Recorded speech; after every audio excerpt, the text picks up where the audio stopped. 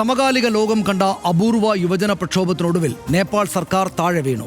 ആളിക്കത്തിയ ജൻസി പ്രതിഷേധത്തിനെ തുടർന്ന് പ്രധാനമന്ത്രി KP ശർമ്മ ഓലി രാജിവെച്ചു. സമരം കലാപത്തിലേക്കും അക്രമത്തിലേക്കും നീങ്ങിയ സാഹചര്യത്തിലാണ് KP ശർമ്മ ഓലിയുടെ രാജി. പ്രധാനമന്ത്രിയുടെ രാജിക്ക് പിന്നാലെ പ്രസിഡന്റ് രാംചന്ദ്ര പൗഡലും രാജിവെച്ചൊഴിഞ്ഞു. പ്രതിഷേധക്കാർ പ്രധാനമന്ത്രിയുടെ ഔദ്യോഗിക വസതിക്കും പാർലമെന്റ് അങ്കണത്തിലും തീയിട്ടു. കാഠ്മണ്ഡു അടക്കമുള്ള മേഖലകളിൽ കർഫ്യൂ തുടരുകയാണ്. വിദ്യാർത്ഥികളും യുവാക്കളും അതിവേഗം സംഘടിച്ച് ഭരണകൂടത്തെ അട്ടിമറിക്കുന്ന തരത്തിലേക്ക് ജൻസി പോരാട്ടം വഴിമാറിയത് വെറും മണിക്കൂറുകൾക്കകമാണ്. പൊടുന്നനെ തീപിടിച്ച കാഠ്മണ്ഡു നഗരത്തിന്റെ അനുഭവത്തിൽ നിന്ന് ലോകരാഷ്ട്രങ്ങൾക്ക് എന്താണ് മനസ്സിലാക്കാനുള്ളത്? RDX വിശദമായി പരിശോധിക്കുന്നു. RDX റാപ്പ് ആദ്യം.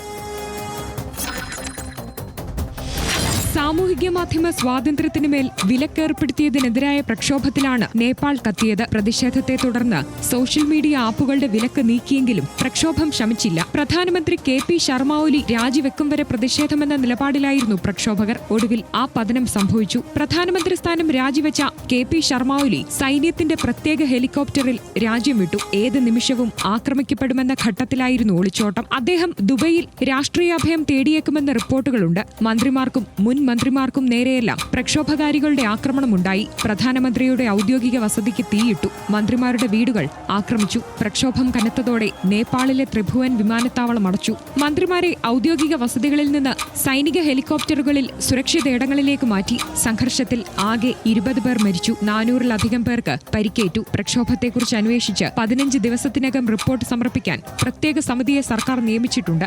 RDX rap news Malayalam.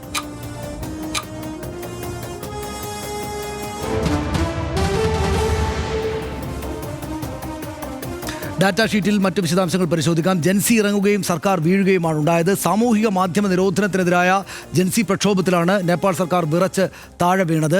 പ്രക്ഷോഭം കടുത്തതോടെ പിടിച്ചു നിൽക്കാനാകാതെ പ്രധാനമന്ത്രി KP ശർമ്മ ഓലി രാജിവെച്ചു. നമ്മളതറിഞ്ഞു.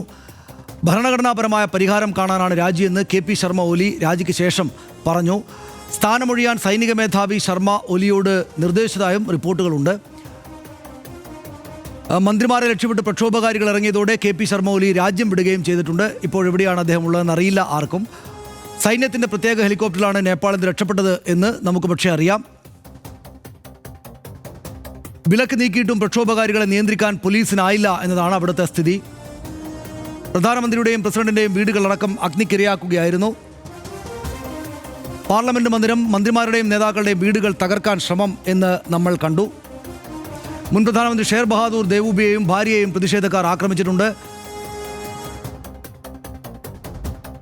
നേപ്പാൾ ധനമന്ത്രി വിഷ്ണുപ്രസാദ് പൗഡലിനെ തെരുവിലൂടെ ഓടിച്ചിട്ട് ആക്രമിക്കുകയായിരുന്നു എന്ന് നമ്മൾ അറിയുന്നു. പ്രധാനമന്ത്രിയെയും മന്ത്രിമാരെയും സൈന്യം കോപ്റ്ററുകൾ രക്ഷപ്പെടുത്തി. നേപ്പാളിലെ യുവാക്കൾ പ്രക്ഷോഭത്തിനിറങ്ങിയത് സാമൂഹ്യ മാധ്യമ നിരോധനത്തിന് പിന്നാലെയാണ് എന്ന് നമുക്കറിയാം. ആളിപ്പടർന്ന പ്രക്ഷോഭമാണ്. സാമൂഹ്യ മാധ്യമ വിലക്ക് നീക്കിയിട്ടും പ്രക്ഷോഭകാരികളെ നിയന്ത്രിക്കാൻ പോലീസിനായില്ല. പ്രധാനമന്ത്രിയുടെയും പ്രസിഡന്റിന്റെയും വീടുകളടക്കം പ്രക്ഷോഭകാരികൾ അഗ്നിക്കിരയാക്കി. പാർലമെന്റ് മന്ദിരവും മന്ത്രിമാരുടെയും രാഷ്ട്രീയ നേതാക്കളുടെയും വീടുകളും തകർക്കാനും ശ്രമമുണ്ടായി. മുൻ പ്രധാനമന്ത്രി ഷേർ ബഹാദൂർ ദേവൂബിയെയും ഭാര്യയെയും പ്രക്ഷോഭകാരികൾ ആക്രമിച്ചു. വിഷ്ണുപ്രസാദ് പൗഡലിനെ തെരുവിലൂടെ ഓടിച്ചാക്രമിച്ചു. പിന്നീട് പ്രക്ഷോഭത്തിലേക്ക് നയിച്ച എന്താണ് എന്ന് നമുക്ക് പരിശോധിക്കാം. നേപ്പാളിലെ യുവാക്കൾ പ്രക്ഷോഭത്തിനിറങ്ങിയത് സാമൂഹിക മാധ്യമ നിരോധനത്തിന് പിന്നാലെയാണ്. ഓൺലൈനിൽ തുടക്കമിട്ട പ്രതിഷേധം പാർലമെന്റിലേക്കുള്ള മാർച്ചോടെ തെരുവിൽ പടരുകയായിരുന്നു. നേപ്പാൾ സർക്കാർ നിരോധിച്ചത് 26 സാമൂഹിക മാധ്യമ പ്ലാറ്റ്ഫോമുകളാണ്. നടപടി രാജ്യത്തെ രജിസ്ട്രേഷൻ നടപടികൾ പൂർത്തിയാക്കുന്നതിൽ പരാജയപ്പെട്ടതിനാലാണ് രജിസ്ട്രേഷന് സമയപരിധി നിശ്ചയിച്ചത്. ഓഗസ്റ്റ് 28 മുതൽ 7 ദിവസത്തേക്കാണ്. അപേക്ഷ നൽകാത്ത പ്ലാറ്റ്ഫോമുകൾ സെപ്റ്റംബർ 4-ന് IT മന്ത്രാലയം നിരോധിക്കുകയായിരുന്നു. Facebook, Messenger, Instagram, YouTube, WhatsApp, X, LinkedIn എല്ലാം നിരോധിക്കപ്പെട്ടു. ടെലഗ്രാം രജിസ്ട്രേഷനായി അപേക്ഷിച്ചു. ടിക്ടോക്ക് രജിസ്ട്രേഷൻ പൂർത്തിയാക്കി. മറ്റുള്ളവരെല്ലാം നിരോധിക്കപ്പെട്ടു. രജിസ്ട്രേഷൻ വിമുഖത എന്താണ് കമ്പനികൾക്ക് എന്ന് നോക്കാം. പ്രാദേശിക കോൺട്രാക്ട് ഓഫീസർ, പരാതി പരിഹാര സംവിധാനം എന്നിവയായിരുന്നു പ്രധാന രജിസ്ട്രേഷൻ വ്യവസ്ഥകൾ. നിയമവിരുദ്ധമോ വിദ്വേഷകരമോ വ്യാജമോ ആയ ഉള്ളടക്ക നിയന്ത്രണ സംവിധാനവും നിർദ്ദേശിച്ചിരുന്നു. സർക്കാരിൻ്റെ മേൽനോട്ടവും നിയന്ത്രണവും അംഗീകരിക്കാനാകില്ല എന്ന് കമ്പനികൾ നിലപാടെടുത്തു. രാജ്യത്തിൻ്റെ പരമാധികാരം സംരക്ഷിക്കുക മാത്രമാണ് ലക്ഷ്യമെന്ന് സർക്കാരും നിലപാടെടുത്തതോടെയാണ് പ്രശ്നങ്ങൾക്ക് തുടക്കം. ആരാണ് നേപ്പാളിലെ പ്രക്ഷോഭകർ എന്നുകൂടെ പരിശോധിക്കണം. സോഷ്യൽ മീഡിയ വിലക്കിൽ അസ്വസ്ഥരായ ജൻസി യുവാക്കളാണ് പ്രക്ഷോഭകാരികളായിട്ട് രംഗത്തുള്ളത്. പ്രക്ഷോഭകാരികൾക്ക് ആശയപരമോ രാഷ്ട്രീയമോ ആയ പിന്തുണയോ ദർശനമോ നേതൃത്വമോ ഇല്ല എന്ന് പറയേണ്ടി വരും. കേന്ദ്രീകൃത നേതൃത്വമില്ലെങ്കിലും ഉയർന്നുകേട്ട പേര് സുധൻ ഗുരുങ് എന്നയാളിൻ്റേതാണ്. ഹാമി നേപ്പാൾ എന്ന NGOയുടെ പ്രസിഡന്റായ 36-കാരനാണ് സുധൻ ഗുരുങ്. ഇത്രയുമാണ് നമ്മുടെ കൈവശമുള്ള വിവരങ്ങൾ ഹർഷൻ. അതായത് അത്ഭുതകരമായിട്ടുള്ള അസാധാരണമായ വിധത്തിൽ വളരെ പെട്ടെന്ന് ആടിപ്പടർന്ന് അതിൻ്റെ എക്സ്ട്രീമായിട്ടുള്ള അവസ്ഥയിലേക്ക് പോയ ഒരു കാര്യമാണ് നേപ്പാൾ. നമ്മളവിടെ ഇങ്ങനെ പ്രശ്നങ്ങൾ നടക്കുന്നതായിട്ട് അറിയുന്നേ ഉണ്ടായിരുന്നില്ല. പക്ഷേ അറിഞ്ഞപ്പോഴേക്ക് സർക്കാർ തന്നെ നിലംപൊത്തി കഴിഞ്ഞു, അതിവേഗത്തിൽ ചെറുപ്പക്കാരാകെ ഇറങ്ങിയിട്ട്. എങ്ങനെ കാണണം അതിനെ?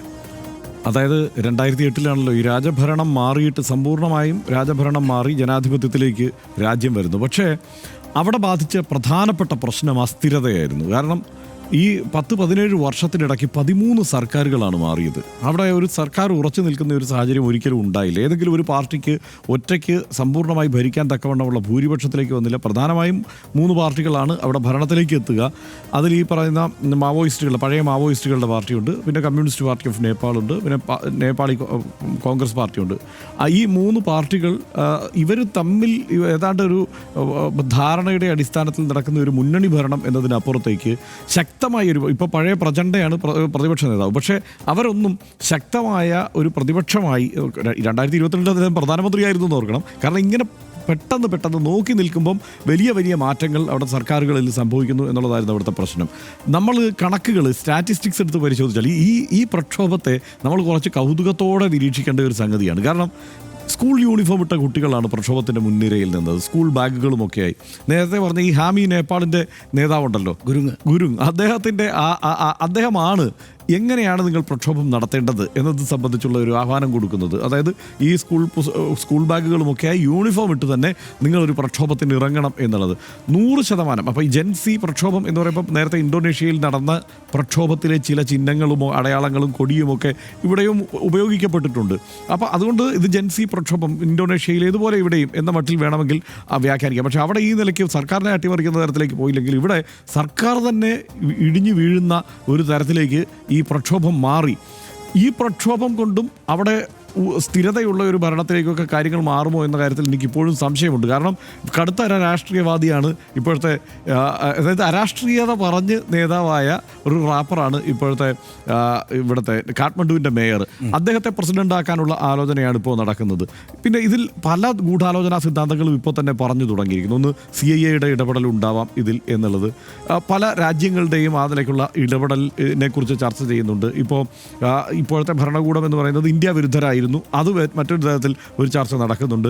ഇപ്പോൾ ചൈനയുടെ നേതൃത്വത്തിലുള്ള ഒരു ഐക്യ ശ്രമങ്ങൾ, പ്രാദേശികമായി ഈ രാജ്യങ്ങളെ ഒത്തുചേർത്തിട്ടുള്ള ഒരു ഐക്യ ശ്രമമൊക്കെ ഉണ്ടാവുന്നതിനെ അട്ടിമറിക്കാൻ വേണ്ടിയുള്ള CIA ഇടപെടൽ, ആ ഇടപെടലിനെ കുറിച്ച് പറയുന്നത് ഈ ഹാമി നേപ്പാളിന് സംഭാവന ചെയ്യുന്ന അവർക്ക് ഏറ്റവും കൂടുതൽ, അത് ഇവിടുത്തെ ഉരുൾപൊട്ടലുമൊക്കെ ആയി ബന്ധപ്പെട്ട് ചെറുപ്പക്കാരെയൊക്കെ സംഘടിപ്പിച്ച് ഇവിടെ നമ്മൾ എന്ത് കൊച്ചിയാണ് നമ്മുടെ കളക്ടർ പ്രശാന്തൊക്കെ ഒപ്പിച്ച പരിപാടികളുണ്ടല്ലോ, അതുപോലെ ആളെ പെട്ടെന്ന് കൂട്ടി V4 കൊച്ചി, അങ്ങനെ എന്തൊക്കെയോ പരിപാടി, V4 കൊച്ചി അല്ല, അത് വേറെന്തോആണ്. അപ്പോൾ അതുപോലെ ആളെ NGOകളുടെ സഹായത്തോടെ ചില സഹായങ്ങളൊക്കെ ചെയ്തു കൊടുക്കാൻ വേണ്ടി രൂപീകരിച്ച സംഘടനയാണ് ഈ ഹാമി നേപ്പാൾ എന്ന് പറയുന്നത്. അപ്പോൾ ഈ ഹാമി നേപ്പാളിന് പ്രധാനമായി സംഭാവന ചെയ്യുന്നതെല്ലാം വലിയ കോർപ്പറേറ്റുകളാണ്. വലിയ കോർപ്പറേറ്റ്, കൊക്കക്കോള അടക്കമുള്ള വലിയ കോർപ്പറേറ്റുകളുടെ സംഭാവനയാണ് വരുന്നത്. അതുകൊണ്ട് തന്നെ ഇതിന് പിന്നിൽ ഒരുപക്ഷെ CIA പ്രവർത്തനം ഉണ്ടാകുമോ എന്നൊക്കെയുള്ള പലതരം ചർച്ചകൾ പലയിടത്ത് നടക്കുന്നു. അതിനകത്തൊന്നും സ്ഥിരീകരണമില്ല. പക്ഷേ രസകരമായ കാര്യം, ഞാൻ നേരത്തെ പറഞ്ഞു വന്നത്, ഈ 17 വർഷത്തിനിടെ ജനിച്ച പിള്ളേരുണ്ടല്ലോ, അവരാണ് ഈ സമരത്തിൻ്റെ മുൻനിരയിൽ നിൽക്കുന്നത്. അവർക്ക് രാജഭരണത്തെക്കുറിച്ച് അറിയില്ല.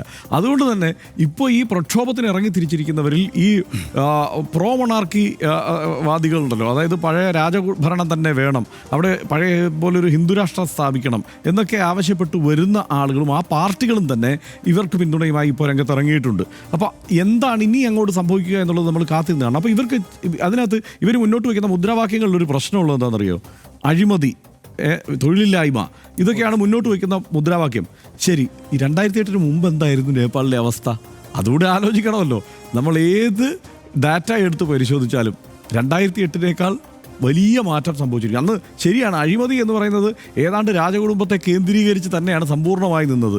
അത് കാരണം രാജാവാണല്ലോ ഭരിക്കുന്നത്, ഉള്ളത് രാജാവ് അടിച്ചു മാറ്റുന്നു, അല്ലെങ്കിൽ രാജാവിനൊപ്പം നിൽക്കുന്നവർ അടിച്ചു മാറ്റുന്നു എന്ന നിലയിലേക്ക് പോകുന്നു എന്നുള്ളതല്ലാതെ താഴെത്തട്ടിൽ ആ നിലയ്ക്ക് പ്രകടമായിരുന്നില്ല. ഇതിപ്പോൾ എന്താ വെച്ചാൽ പോലീസിൽ അഴിമതി, രാഷ്ട്രീയക്കാരിൽ അഴിമതി, ഈ പ്രചണ്ഡയുടെ മകളുടെ പേരിലൊക്കെ അഴിമതി ആരോപണം വരുന്നുണ്ട്. അവരുടെ ലൈഫ് സ്റ്റൈലിനെ കുറിച്ചൊക്കെ ഒരു വലിയ ആരോപണം വരുന്നുണ്ട്. നമ്മളൊക്കെ ഒരിക്കലും ചിന്തിച്ചതല്ല. കാരണം നമ്മൾ ഈ നേപ്പാളിൽ നടക്കുന്ന പ്രക്ഷോഭങ്ങളെ കുറിച്ചൊക്കെ പണ്ട് ആ വാർത്തകളൊക്കെ ഇങ്ങനെ കാണുമ്പോൾ ഈ പ്രചണ്ഡയെക്കുറിച്ചും അതുപോലെ ബാബുറാം ഭട്ടാറായിയെക്കുറിച്ചൊക്കെയുള്ള വാർത്തകളൊക്കെ നമ്മൾ വളരെ കൗതുകത്തോടെ ചൂടോടെ നമ്മൾ വായിച്ചു പോയതാണ്. പക്ഷേ ഈ പറഞ്ഞ കക്ഷികളെ ബാബുറാം ഭട്ടാറായി തന്നെ പറയുന്നത് പ്രചണ്ഡ ഇപ്പോൾ ഇവരിത് പിരിഞ്ഞു. അപ്പോൾ പ്രചണ്ഡ ഇപ്പോൾ എന്താണ് ആ സിസ്റ്റത്തിന് കീഴടങ്ങി കഴിഞ്ഞു. ആ പഴയ സിസ്റ്റത്തിലേക്ക് പോയ ഒരു നേതാവായി പ്രചണ്ഡ മാറിയിരിക്കുന്നു എന്നുള്ളതുണ്ട്. മാത്രമല്ല അവിടെ കമ്മ്യൂണിസ്റ്റ് പാർട്ടികൾ ഏതെങ്കിലും ആ നിലയ്ക്ക് നേരത്തെ തന്നെ കമ്മ്യൂണിസ്റ്റ് പാർട്ടി ഉണ്ട് ഇവിടെ.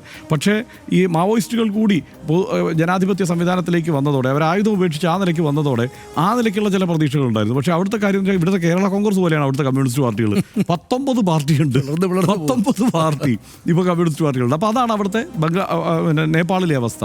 അപ്പോൾ പക്ഷേ ഈ കണക്ക് നോക്കുമ്പോൾ ഗ്രാമീണ മേഖലയിൽ 70% ദാരിദ്ര്യമുണ്ടായിരുന്ന ഗ്രാമീണ മേഖലയിൽ ഇപ്പോൾ അത് 30% ഉള്ളൂ. ഏത് ജനാധിപത്യം വന്നതിന് ശേഷം അത് പക്ഷേ ആ 30% ദാരിദ്ര്യം എന്ന് പറയുന്നത് ചിന്തിക്കാനാവുന്നതിനും അപ്പുറമാണ് ഇപ്പോഴത്തെ ജൻസിക്ക്. അതുകൊണ്ടാണ് പഴയ അവസ്ഥയെക്കുറിച്ച് അവർക്ക് അപ്പോൾ അറിയില്ല.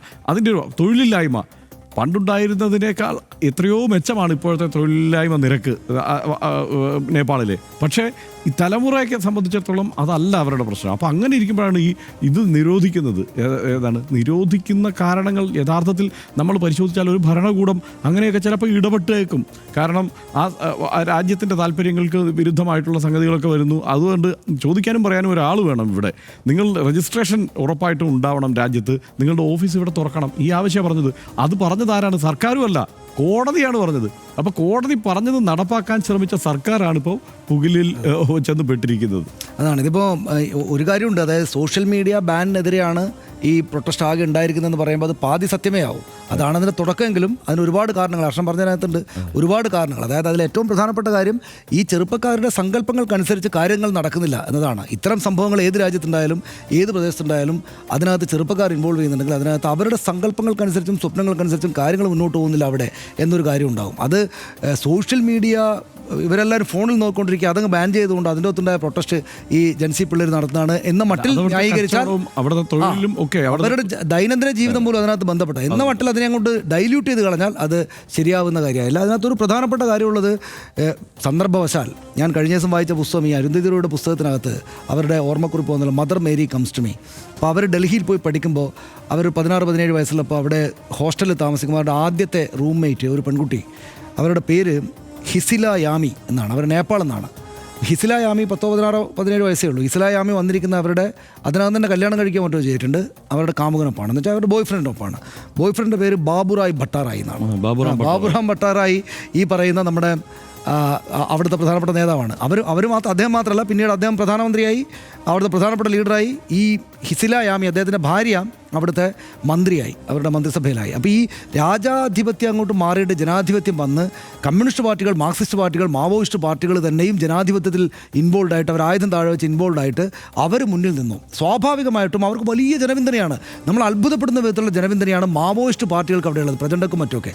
അവരുടെ മുകളിൽ ഈ പറയുന്ന ജനം ഒരു ഭാരമേൽപ്പിച്ചു. നിങ്ങൾ രാജഭരണം കഴിഞ്ഞ് അടുത്ത ഭരണത്തിലേക്ക് പോകുമ്പോൾ വെൽഫെയർ സ്റ്റേറ്റ് ഉണ്ടാക്കുക എന്നുള്ളതാണല്ലോ ഇവരുടെ കർത്തവ്യം. ഇവർ പറഞ്ഞുകൊണ്ടിരുന്നതാണല്ലോ. പക്ഷേ ഇവർ അടിച്ച് പിരിഞ്ഞ് ഹർഷം പറഞ്ഞ പോലെ 10-18 കഷ്ണങ്ങളായിട്ട് അങ്ങോട്ട് പോയിട്ട് പരസ്പരം പോരടിക്കുക, ആഴ്ചക്കാഴ്ചക്ക് പ്രധാനമന്ത്രിമാർ മാറുന്ന പോലെ മാറുക, ഒരു തരത്തിലുള്ള ഇതും. അതായത് ഈ ഹിസ്ല യാമിയും ബാബുറാം ഭട്ടാറായും അവിടെ വന്ന് നിൽക്കുമ്പോൾ ഈ വളരെ ആദർശാത്മകരായിട്ടുള്ള രണ്ട് ചെറുപ്പക്കാരായിട്ടാണ് അരുന്ധതി റോയ് ഇവരെ കാണുകയും പറയുകയും ചെയ്യുന്നത്. ഞാൻ കഴിഞ്ഞ ദിവസം വായിച്ചുകൊണ്ടാണ് എൻ്റെ ഓർമ്മയിലേക്ക് ഇപ്പോഴും ബാബുറാം ഭട്ടാറായി പ്രശ്നങ്ങൾ പറയുന്നുണ്ട്. ബാബുറാം ഭട്ടാറായി ഇപ്പോൾ വളരെ ദുർബലമായ ഒരു രാഷ്ട്രീയ സംവിധാനമായിട്ടാണ് പോകുന്നത്. പ്രചണ്ഡയാണെങ്കിലും ഈ പറയുന്ന തരത്തിൽ ആദർശാത്മകതയാണല്ലോ ഇവരുടെ എല്ലാം കമ്മ്യൂണിസ്റ്റുകളുടെ മാവോയിസ്റ്റുകളുടെ പ്രധാനപ്പെട്ട സംഗതി. മൂന്നാമത്തെ പാർട്ടിയാണ്. എന്നിട്ട് അവരവിടെ ചെന്നിട്ട് ചെയ്യുന്ന കാര്യങ്ങൾ ആ രാജ്യത്തെ ഇത്രയും കാലം കിട്ടിയിട്ടുള്ളവർക്ക് മര്യാദക്ക് ഭരിക്കാൻ പറ്റിയില്ല. സ്വാഭാവികമായിട്ടും അതിനകത്തുണ്ടായിട്ടുള്ള ഇപ്പം ഞാൻ കണ്ട ദൃശ്യങ്ങൾ എനിക്കറിയില്ല. ഈ അരിവാൾ ചുറ്റികയുള്ള അവരുടെ ചിഹ്നമുള്ള പതാക അടക്കം ചെറുപ്പക്കാരെടുത്ത് താഴെ കിട്ടുമെന്നാണ്. അതായത് ഈ ജനതയുടെ സ്വപ്നങ്ങൾക്ക്, പ്രത്യേകിച്ച് യുവാക്കളുടെ സ്വപ്നങ്ങൾക്കനുസരിച്ച് നിന്നില്ല എന്നതുകൊണ്ടാണ് അവിടെ സംഭവിക്കുന്നത്. നേരത്തെ ഉണ്ടായിരുന്ന ദാരിദ്ര്യത്തെക്കുറിച്ച് അവർക്ക് അറിയില്ല എന്ന് പറയുമ്പോൾ ലോകം അവർക്ക് ചുറ്റുമുള്ളത് ഇന്ത്യയും ചുറ്റുപാടുള്ള രാജ്യങ്ങളൊക്കെ കുറേ കൂടെ വികസിതമായിട്ട് പോയിക്കൊണ്ടിരിക്കുമ്പോൾ ഇത് വല്ലാതെ താഴേക്ക് പോവുകയാണ്, ഞങ്ങളുടെ പ്രതീക്ഷയ്ക്ക് ഉയരുന്നില്ല എന്നതുകൂടിയാണ് അതിൻ്റെ കാര്യം. അതിനെ ഈ സോഷ്യൽ മീഡിയ പ്ലാറ്റ്ഫോമുകളുടെ ബാൻ കൊണ്ടുണ്ടായ ഒരു പിള്ളേരുടെ പ്രശ്നം എന്ന നിലക്ക് മാത്രം കാണരുത്. എന്താണ് അതിൻ്റെ ഒരു പ്രധാനപ്പെട്ട കാര്യം തോന്നുന്നു. അസ്വസ്ഥത, വിയോജിപ്പ്, പ്രക്ഷോഭം, കലാപം, അരാജകത്വം, അസ്ഥിരത ചുരുക്കി പറഞ്ഞാൽ ഈ ക്രമത്തിലാണ് നമ്മുടെ അയൽപ്പക്കത്ത് കാര്യങ്ങൾ വഴിമാറിയത്. കലാപം തുടങ്ങി മണിക്കൂറുകൾക്കുള്ളിൽ ഭരണം വീണു. ഒരു രാജ്യത്തിൻ്റെ ക്രമം തന്നെ ശിഥിലമായി. രണ്ട് വിധമാണ് RDX ഈ വിഷയത്തെ നോക്കിക്കാണുന്നത്. അഭിപ്രായ സ്വാതന്ത്ര്യത്തിന്മേലുള്ള സർക്കാരിൻ്റെ കടന്നുകയറ്റത്തിനെതിരെ യുവാക്കളുടെ മുന്നേറ്റം എന്ന നിലക്ക് നിശ്ചയമായിട്ടും അതിനെ കാണണം.